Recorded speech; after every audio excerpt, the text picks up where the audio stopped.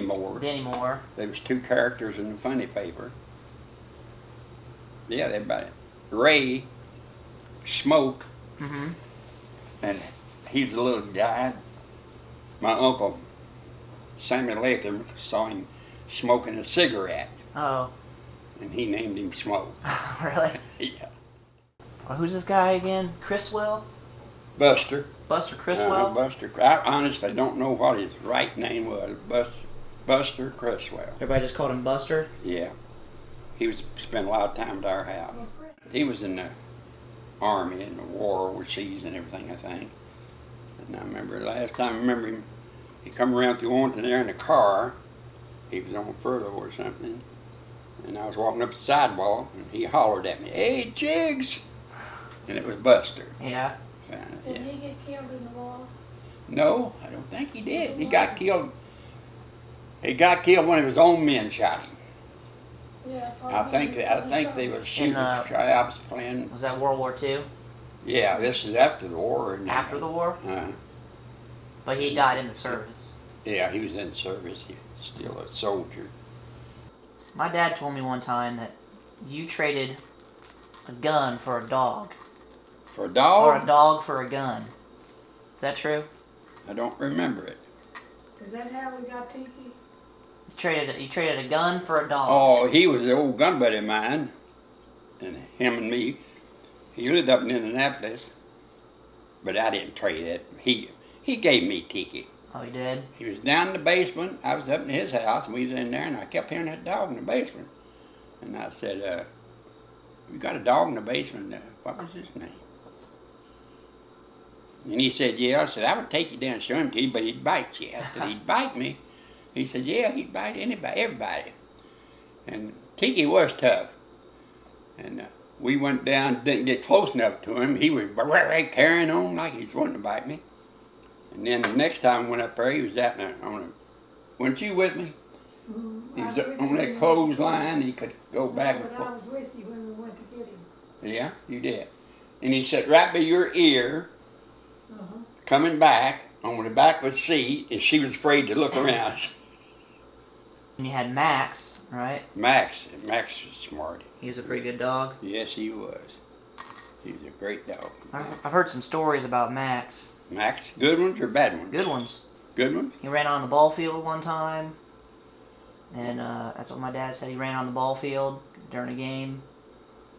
And he probably did more than one of it. Found him at a gas station just sitting there or something like that. He left the house there one time. We couldn't find him, and I looked all over town, New Pala, and I went up and down them streets, and that one over Mill Street. I went down it, and when you get beyond Mill Street that way, there's nothing there. But back over here farther, there is. And I was calling him, and I heard him barking. And he had got away with his chain on. And the hills come this way, and there's a great big brush pile down there, and he was hung up in that and couldn't get out. Oh, man. And I went down there, heard him barking, went down and got him, but he was a smart little dog. And then one of the school teachers, she was 2 doors up from us, he'd go and walk to school with her every morning. School teacher? And he'd walk back with her, wouldn't he? He knew when to go. Yeah. Pretty smart guy. Mervyn Shepler he was coach of the ball team. And he was sitting there coaching third. And he raised his leg up. Max went over and wet on his leg. That whole crowd got tickled and was laughing, all of them was, about that. Wow.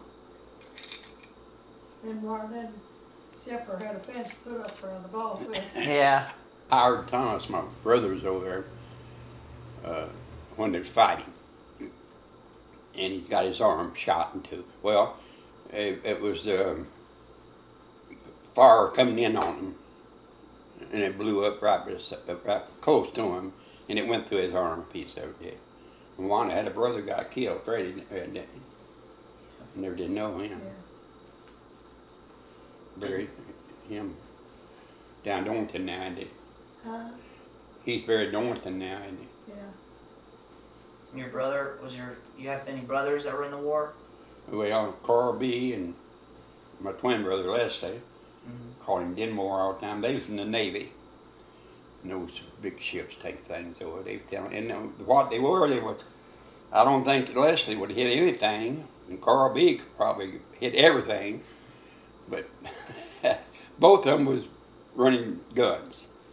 And that one guy told us about your brother Freddie from Indiana here. He come down there. Mark that book he wrote. Huh? I gave Mark that book that he wrote. Did you? Okay. What did he tell you? He come down there looking for Judy. Some found out that we got married. One of the Howells had married one of the Judy boys and wanted, and he found out about it. He come down there and he was with Freddie all the way. And what it was, he said that they had them tanks.